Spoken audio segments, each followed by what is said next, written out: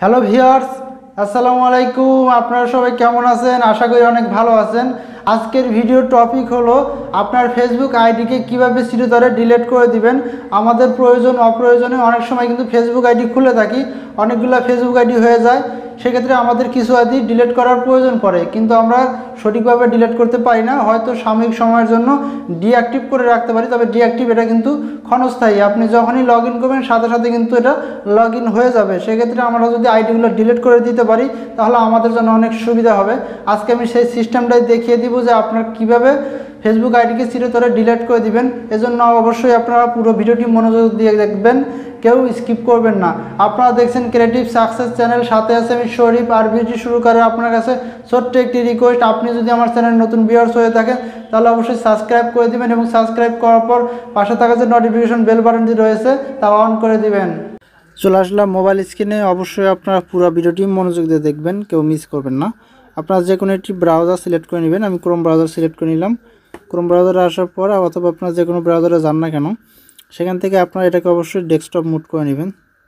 দেখুন, এটাকে আমি ডেস্কটপ মুড করে নিচ্ছি। আপনারা অবশ্যই ব্রাউজারটাকে ডেস্কটপ করে নেবেন, তাহলে আপনি সকল কাজ ভালোভাবে করতে পারবেন। তারপরে এই সার্চ বারে লিখবেন www.facebook.com। আপনারা লিখে এটা সার্চ করবেন। সার্চ করার পর আপনার অ্যাকাউন্টে আপনি চলে আসবেন। এটা হলো আপনার অ্যাকাউন্ট। অবশ্যই আপনারা ক্রোম ব্রাউজার করে নেবেন এবং www.facebook.com লিখবেন। লেখার পর আপনাদের এখন কাজ হবে এই সার্চ বারে এখানে আপনারা কী করবেন, এইটাকে কপি করবেন। এই ইউআরএলটাকে কপি করে এখানে বসাবেন।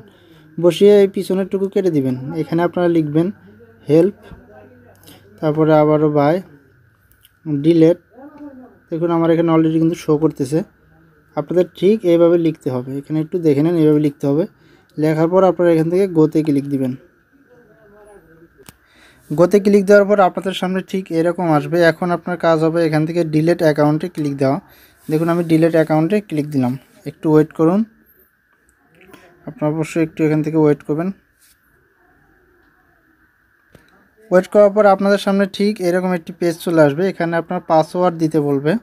এখানে আপনার নামটা প্রথমে শো করবে, প্রোফাইল পিকচার শো করবে এবং আপনার এই ফেসবুক অ্যাকাউন্টের পাসওয়ার্ডটা এখানে দিতে হবে। দেখুন আমি পাসওয়ার্ডটা এখানে দিয়ে দিচ্ছি।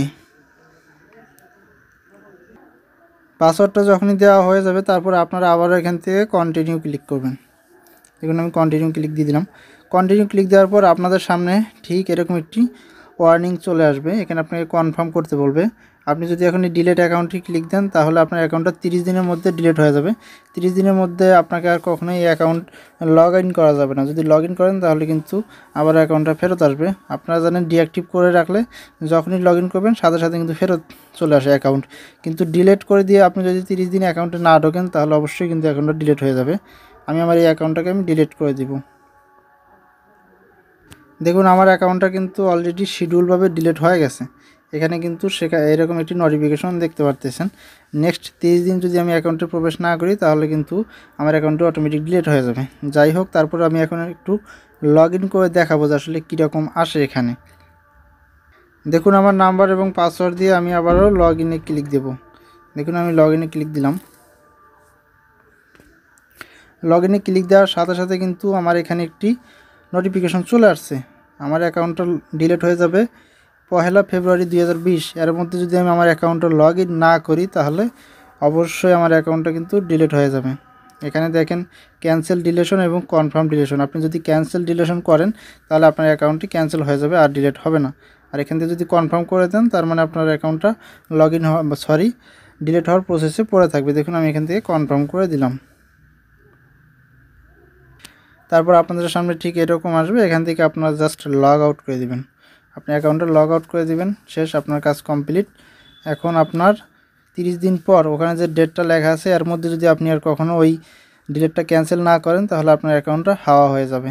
ভিডিওর মাধ্যমে যদি আপনার সামান্য পরিমাণ উপকার হয়ে থাকে তাহলে অবশ্যই একটি লাইক দিবেন এবং ভিডিওটি কেমন হলো, ভিডিওর মাধ্যমে আপনি কি কি শিখতে পারলেন বা ভিডিওতে কোনো ভুল আছে কিনা সে সম্পর্কে কিন্তু আপনি কমেন্ট করতে পারেন। এবং পরবর্তী ভিডিওর নোটিফিকেশন সবার আগে পাওয়ার জন্য চ্যানেলটি সাবস্ক্রাইব করে পাশে থাকা যে নোটিফিকেশন বেল বাটনটি রয়েছে তা অন করে দিবেন। তাহলে আজকের মতো সবাই ভালো থাকুন, সুস্থ থাকুন।